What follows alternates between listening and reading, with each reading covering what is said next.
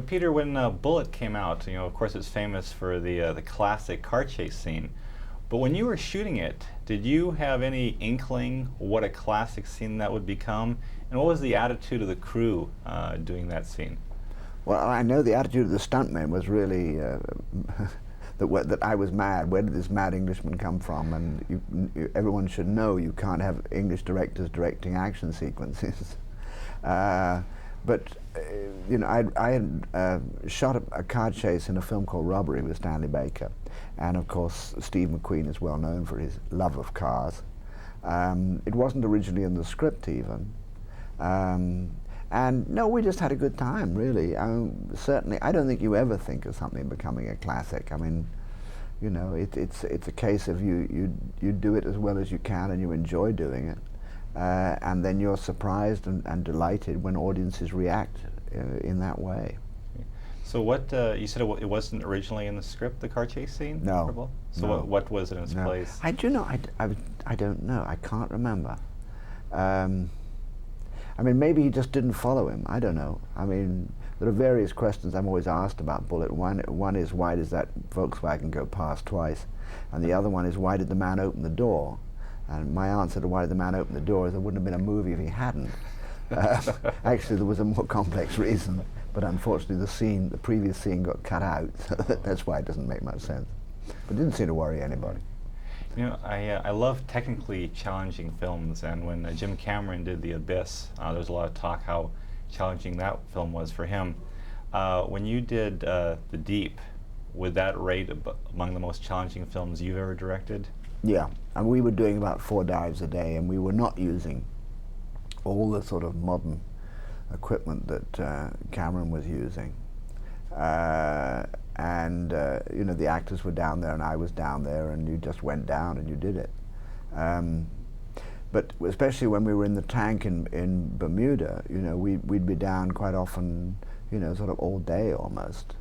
But we had a dive master looking after us, and he did such a good job that although we were doing 1 dive a day more than the American naval maximum, we in fact had absolutely no accidents or casualties at all on that film, which is really marvelous.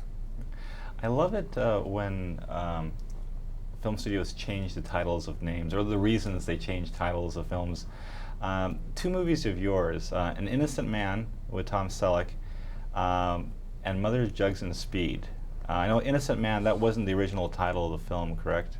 Absolutely not, no. You're absolutely right. It was called Hard something, a really good title. Hard Time? Was it Hard Time? No, it was better than that. Hard something. Right? Anyway, it was an excellent title. It was a much better title than Innocent Man, I think.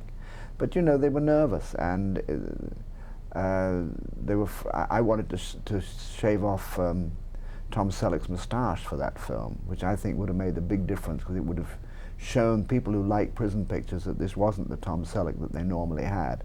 And we shot tests on Tom without his moustache, and he looked great. He looked just like Robert Taylor. So Mother's Jugs and Speed, was that the original title, and was there any controversy about... No, that was always the original title. No, that one was the same. Tom Mankiewicz wrote the original script of that. And no, I think it was always called Mother Jugs and Speed. A lot of movies have an impact on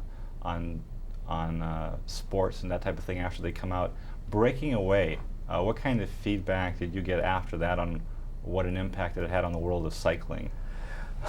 Well, I think the most interesting one was, I was told by Steve Tessage, who of course wrote the screenplay and is a very, very keen cyclist, that apparently it did affect truck drivers all over America, whereas there had always been a permanent sort of feud between bicyclists and truck drivers, that after Breaking Away there was a noticeable change in the attitude of truck drivers towards cyclists.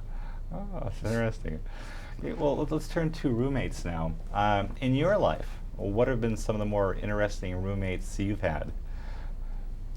Well, other than my wife, I can't really think of any others. I've had very few relations. I always say luckily, but I'm probably missing something. But I have never had, I mean, I brought up sort of in the English tradition of public schools, which means that they try very hard to eliminate any family feelings at all. Supposedly, I suppose, preparing you to go and run the then empire. So that I'm really the wrong person, I suppose, to ask that about, and it's probably what attracted me to the story of relationships and family responsibilities. Now, Peter Falk's makeup in this film, that was a challenging thing for him, but how worried were you about how uncomfortable and how restrictive it would be for him? Was that? Well, we worked, both Peter and I and Greg Canham really worked very, very hard to create a makeup, and that's why I think this is so exceptional, this makeup. And I mean, Greg is a genius. He really is. I mean, he won the Oscar last year, and he won the Oscar the year before for makeup, for his makeup. And what he managed to create was a makeup that gave the impression of the age, with the help of the actor underneath, and with the help of the lighting cameraman, Mike Southern, who is essential to all. I mean, the lighting cameraman is an essential part of a makeup of this kind working. So we did try and create it so that it wouldn't restrict Peter, that he could use what he had to use and what he needed to use. You never felt that part of his face was frozen, I hope. You know, the film has a really unique look to it, and I know you've filmed movies all over the world, but is it a refreshing change of pace for you to, and the crew, to shoot away from Los Angeles or any of one of the other film capitals? Well, yes. I mean, I have made actually very, very few films actually in Los Angeles. I suppose probably Mother Jugs and Speed, part of For Pete's Sake, and down in Long Beach, parts of Innocent Man. Otherwise, I've never really worked in For Pete's Sake we made on the studio lot. I really like going out. My whole background was always locations and shooting on locations and not using studios. I find working in a studio rather like, working in a factory. And one final question, this is a lighthearted question. We're doing a piece on the Oscars, and when people win an Oscar, of course, the memento they get is the statue. When you don't win, what kind of mementos do you keep from the ceremony? Well, a few empty bottles of champagne and a half-eaten chocolate Oscar. Oh, a chocolate Oscar? I remember one of the times I've been nominated twice for Breaking Away. I'm the dresser, and I know especially for Breaking Away. Actually, in this hotel, we went through the door, and here's this enormous chocolate Oscar. I mean, how in the hell do you never eat right the way? It's quite good chocolate too, actually.